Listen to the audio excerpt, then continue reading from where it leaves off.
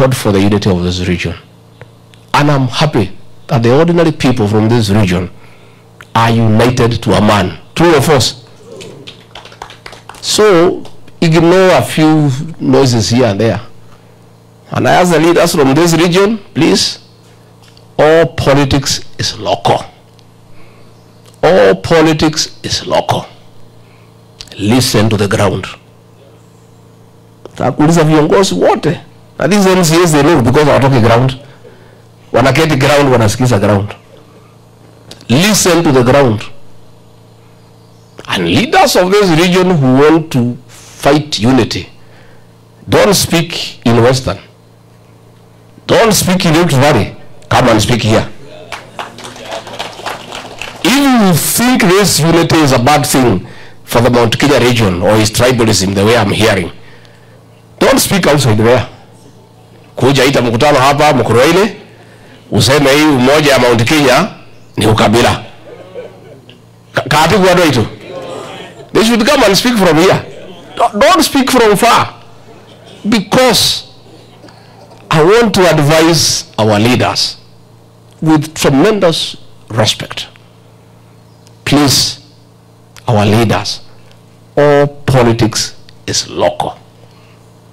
Listen to your people. Listen to the ground. Align your thinking, your utterances with the people. That is what I do all the time. Mimi nasikizaga ground.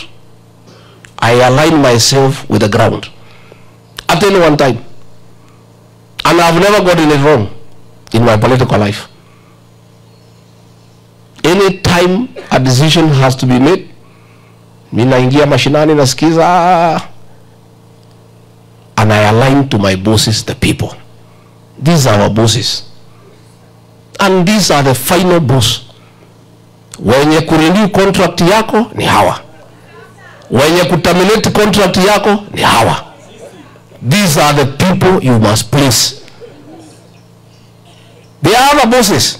Lakini the final boss ya mtu wote ya kuchaguliwa ni hawa. Na mimi najua hiyo. I know that. So me, I listen to the ground. I listen to my people. My people are saying we want to be united. And we are not being united against anybody or any other region. We are united in purpose so that we can fight for our fair share of the national cake. So that we can retain our relevance in the national political discourse. So that when we go to sit on the table to decide on what happens to Kenya, tunakuta kiti yetu imewekwa mpaka imewekelewa maua. Kwa sababu tuko wengi na tuko na nguvu. Nguvu yetu ikiisha hatutavua kwa hiyo meza.